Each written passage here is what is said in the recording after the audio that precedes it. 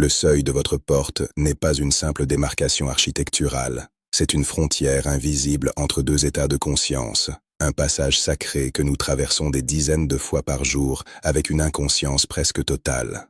Imaginez ce lieu comme une membrane vivante, un filtre censé protéger l'essence de votre être. Pourtant, observez-vous au moment de franchir cette limite. Portez-vous encore les échos de la dispute matinale, le bourdonnement des moteurs de la ville ou l'ombre d'une inquiétude professionnelle? Vos chaussures, ces fidèles compagnes de votre pérégrination dans le monde matériel, ne sont pas de simples objets de cuir ou de tissu. Elles sont les éponges de vos interactions, les témoins muets de chaque asphalte foulé, de chaque tension rencontrée. En entrant chez vous sans conscience, vous ne faites pas que marcher sur votre sol. Vous injectez le venin du tumulte extérieur dans les veines de votre sanctuaire privé. Chaque pas devient alors une trace indélébile, non pas de boue physique, mais d'une lourdeur vibratoire qui s'accumule, strate après strate, étouffant la clarté qui devrait régner dans votre foyer. Considérez l'instant précis où vous posez le pied sur votre paillasson. Dans la précipitation du quotidien, ce geste est devenu mécanique, presque brutal. Nous jetons nos chaussures dans un coin, nous nous débarrassons d'elles comme d'une corvée, sans réaliser que nous manipulons les talismans de notre fatigue. La sagesse millénaire nous invite à voir au-delà de la forme. Si vos chaussures sont imprégnées de l'énergie de la lutte pour la survie, de la compétition ou de la peur, elles agissent comme des ancres qui vous maintiennent prisonniers d'une fréquence basse. Votre maison, qui devrait être le miroir de votre esprit originel, pur, vaste et paisible, finit par ressembler à un hall de gare émotionnel. Pourquoi vous sentez-vous parfois oppressé sans raison apparente dès que vous passez la porte? Pourquoi le repos vous semble-t-il si difficile à atteindre, même dans le silence? La réponse se trouve peut-être là, sous vos semelles, dans cette chance que vous piétinez chaque soir parce que vous avez oublié que le sacré se niche dans le détail du profane. Dans la vision tibétaine, l'énergie, ou l'ong, circule là où l'attention se porte. Si votre attention est absente au moment du retour, le long devient stagnant, lourd comme une eau qui ne coule plus. Le seuil devient alors un point de friction au lieu d'être un point de libération. Nous vivons dans une culture qui valorise l'accumulation, mais le bouddhisme nous rappelle que la véritable richesse naît de ce que l'on sait laisser derrière soi. Retirer ses chaussures, ce n'est pas seulement une question d'hygiène domestique, c'est un acte de dépouillement spirituel. C'est accepter de se défaire de son identité sociale, de son armure de marcheur, pour retrouver la nudité de l'être. Chaque fois que vous ignorez ce rituel, vous ramenez avec vous les spectres de ceux que vous avez croisés, les énergies des lieux de consommation et le poids de vos propres ambitions déçues. Vous transformez votre refuge en un prolongement du chaos, piétinant sans le savoir les graines de sérénité que vous aviez pourtant tenté de planter le matin même. Prenez un instant pour ressentir cette vérité. Votre demeure est le prolongement de votre corps énergétique. Si le premier geste que vous y posez est empreint d'inconscience, toute la soirée qui suit en sera teintée. Ce script n'est pas une leçon de décoration ou de savoir-vivre. C'est une invitation à une chirurgie de la perception. Nous allons explorer comment cette interface entre vos pieds et la terre porte en elle les clés de votre abondance ou les chaînes de votre épuisement. Êtes-vous prêt à regarder vos chaussures non plus comme des accessoires de mode, mais comme des réservoirs de mémoire?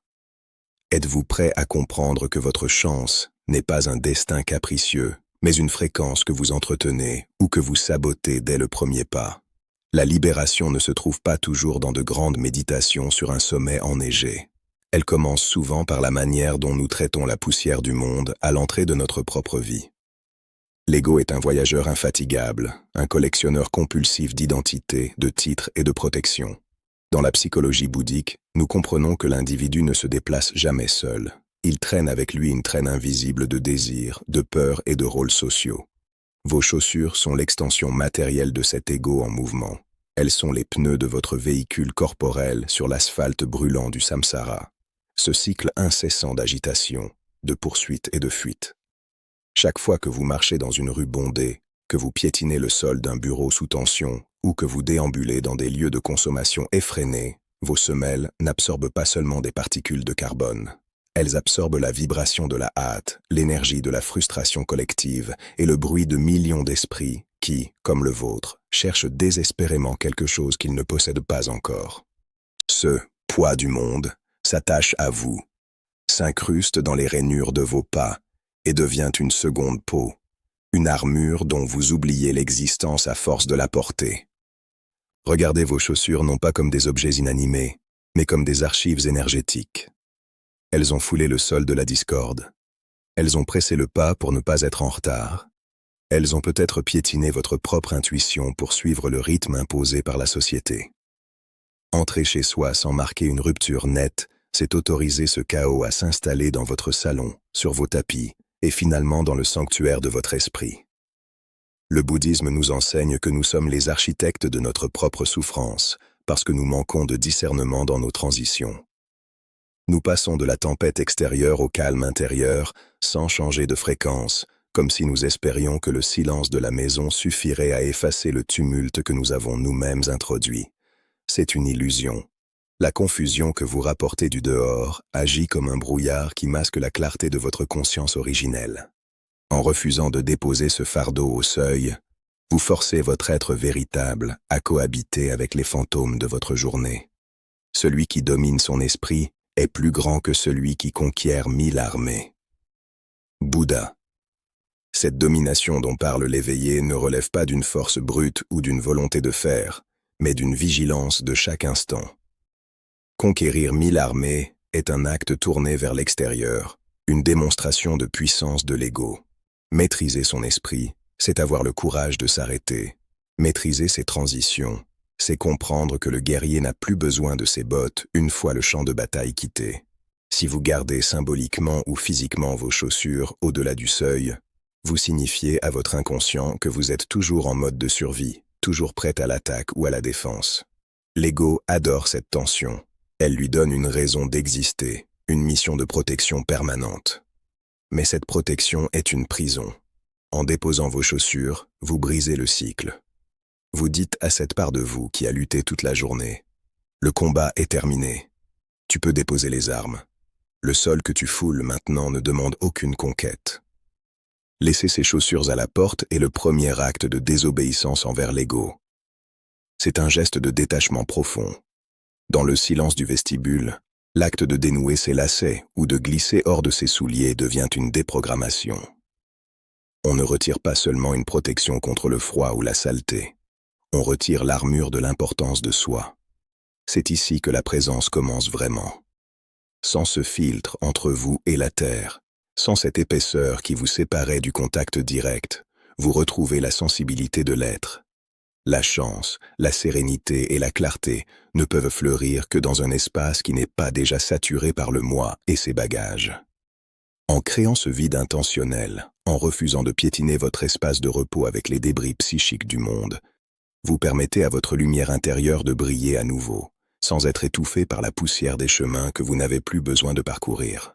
Dans la cosmologie du bouddhisme tibétain, ce que nous nommons vulgairement la chance n'est pas un coup de dé du destin, mais la fluidité du lung, ce vent intérieur qui transporte la vitalité et la clarté. Imaginez ce souffle comme un courant d'eau pure, cherchant à irriguer votre existence. Lorsque vous arrivez au seuil de votre demeure et que vous y trouvez un amoncellement de chaussures sales, jetées pêle-mêle dans l'entrée, vous ne voyez pas seulement un désordre domestique, vous contemplez un barrage énergétique. Chaque paire de chaussures abandonnées au hasard est une pierre jetée dans le lit de votre propre rivière. C'est un signal envoyé à l'univers et à votre inconscient que votre esprit est incapable de trier, de hiérarchiser et de libérer. Ce chaos matériel est le miroir exact d'une psyché encombrée, où les souvenirs de la journée s'entassent sans être transformés. Si le passage par lequel la nouveauté et les opportunités doivent entrer est obstrué par les reliques de vos courses passées, la prospérité ne peut que stagner à l'extérieur, faute d'espace pour respirer. La poussière qui recouvre vos souliers est bien plus qu'une simple salissure. Dans le langage du détachement, elle symbolise les pensées obsolètes, les vieux schémas de réflexion que nous traînons avec nous par pure inertie. Marcher avec des chaussures poussiéreuses dans son esprit, c'est s'obstiner à voir le présent à travers le filtre grisâtre de nos expériences révolues. Quant au désordre, il est la manifestation physique de notre attachement aux émotions non traitées. Chaque chaussure qui traîne est une conversation inachevée, une frustration non exprimée ou une peur que l'on n'a pas osé regarder en face. En refusant de ranger, nous refusons de conclure. Nous laissons les portes de notre conscience entr'ouvertes sur des débris de passé, empêchant ainsi la fermeture nécessaire à tout renouveau. L'impermanence nous enseigne que rien ne dure, mais l'attachement nous pousse à accumuler ces traces, créant un poids qui finit par nous immobiliser sur le chemin de notre propre évolution. Transformer le nettoyage de ces chaussures en un rituel sacré change radicalement la qualité de votre présence. Ce n'est plus une tâche ménagère, c'est une méditation en mouvement sur la fin d'un cycle.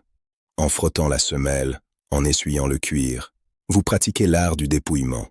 Vous reconnaissez explicitement que le pas que vous avez fait il y a 1 heure appartient déjà au passé, et qu'il n'a plus aucune autorité sur l'instant présent. Nettoyer, c'est pardonner au chemin, c'est effacer les traces de la lutte pour ne garder que la leçon. Ranger ses chaussures avec soin et alignement, c'est ordonner son monde intérieur. C'est dire à la vie que vous êtes prêt à recevoir, car vous avez fait de la place. C'est un acte de respect envers l'outil qui vous permet d'avancer, mais aussi un acte de détachement envers l'endroit d'où vous venez. On ne peut pas courir vers son futur si l'on est encore entravé par la boue de ses anciens sentiers. Se présenter nu et pur devant l'instant présent est l'ultime étape de cette transition. Lorsque vos chaussures sont propres et rangées, elles ne sont plus des aimants à stress, mais des objets au repos, dénués de charge émotionnelle. Vous franchissez alors le seuil de votre espace de vie avec une légèreté retrouvée, les pieds libérés de la lourdeur du samsara. La clarté mentale n'est pas un état que l'on atteint par la force, c'est une conséquence naturelle du lâcher-prise. En soignant votre entrée, vous soignez votre accueil à l'existence. Vous comprenez que chaque retour chez soi est une opportunité de mourir à ce qui fut pour renaître à ce qui est. La chance commence là où finit l'encombrement, dans ce vide fertile que vous avez courageusement créé en acceptant que tout ce qui a été porté doit, à un moment donné, être déposé pour laisser la lumière circuler sans entrave. Il est crucial de ne pas percevoir ces préceptes comme une simple superstition ou une règle folklorique de décoration intérieure. Nous parlons ici d'une technologie de l'esprit, d'une véritable ingénierie de la conscience appliquée au quotidien. La pleine conscience du seuil est une sentinelle que vous placez à l'entrée de votre vie pour filtrer l'invisible. Le premier mouvement de cette pratique est le retrait.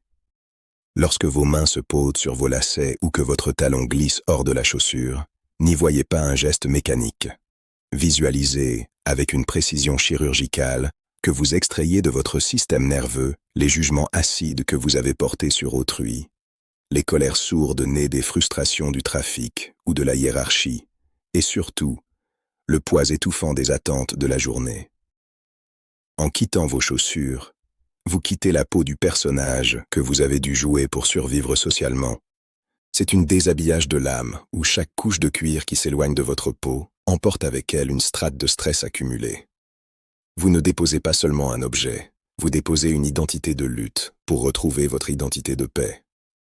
Vient ensuite l'étape charnière, souvent la plus négligée dans l'agitation du retour. Le silence. Une fois déchaussé, avant même de faire un pas de plus vers l'intérieur de votre demeure, marquez un arrêt absolu de 3 secondes. Ce n'est pas un temps mort, c'est un temps plein. Dans cet intervalle, respirez l'air de votre foyer, non pas comme un mélange d'oxygène, par comme la fragrance de votre propre liberté. Sentez la plante de vos pieds entrer en contact direct avec le sol, retrouvant une stabilité que la semelle rigide vous masquait. Ce silence est une frontière vibratoire. Il permet à votre rythme cardiaque de s'aligner sur la fréquence du repos. Dans ces 3 secondes, le monde extérieur s'effondre et votre royaume intérieur s'érige. C'est ici que vous décidez consciemment de ne pas contaminer votre sanctuaire. Vous ne fuyez pas la réalité du monde. Vous cessez simplement de la porter comme un fardeau inutile là où elle n'a plus sa place. Vous créez le vide nécessaire pour que la réalité, la vraie, celle de votre présence pure, puisse enfin se manifester. Le troisième pilier de cette pratique est le respect. La gratitude est une fréquence qui transmute instantanément la rareté en abondance. Regardez vos chaussures avec un regard neuf. Elles sont les véhicules de votre destin.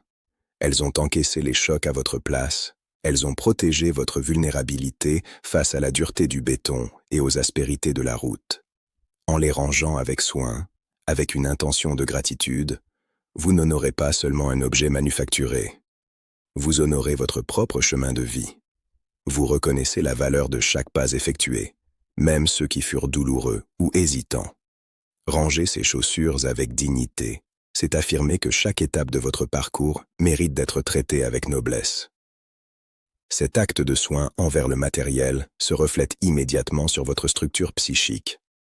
En mettant de l'ordre à vos pieds, vous installez une clarté souveraine dans votre esprit. Vous cessez d'être une victime des circonstances pour redevenir le gardien de votre propre énergie. La véritable liberté naît lorsque nous cessons de fuir ce que nous ressentons. Cette citation prend tout son sens au moment où vous vous tenez là, sur votre seuil. En laissant le tumulte à la porte, vous ne pratiquez pas l'évitement.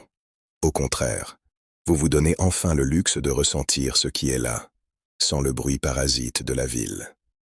C'est dans ce dépouillement que vous pouvez observer vos véritables émotions, la fatigue, la joie ou peut-être une tristesse passagère. Sans l'armure de vos chaussures et le masque de votre rôle social, vous êtes enfin face à vous-même. La chance et la prospérité ne sont que des noms donnés à une conscience qui ne se bat plus contre elle-même. En maîtrisant ce passage, en transformant ce simple geste en un souffle de libération, vous préparez le terrain pour que la clarté mentale devienne votre état permanent. Vous apprenez que la paix n'est pas une destination lointaine, mais une fréquence que l'on choisit de cultiver dès que l'on franchit la porte de son propre cœur. La chance n'est pas un événement extérieur qui frappe à votre porte par hasard. C'est un état de clarté mentale qui vous permet de saisir les opportunités. En purifiant votre entrée et votre esprit, vous devenez un réceptacle pour cette clarté. Ce script n'est pas une règle à croire, mais une invitation à voir. Regardez votre porte d'entrée ce soir. Est-ce un passage vers la lumière ou un cimetière de fatigue? Rappelez-vous, vous n'avez pas besoin de conquérir le monde pour trouver la paix. Il vous suffit de savoir où poser vos pieds et quand les libérer. Vous êtes déjà ce que vous cherchez. Calme, conscience et lumière. Que chaque pas vous rapproche de vous-même.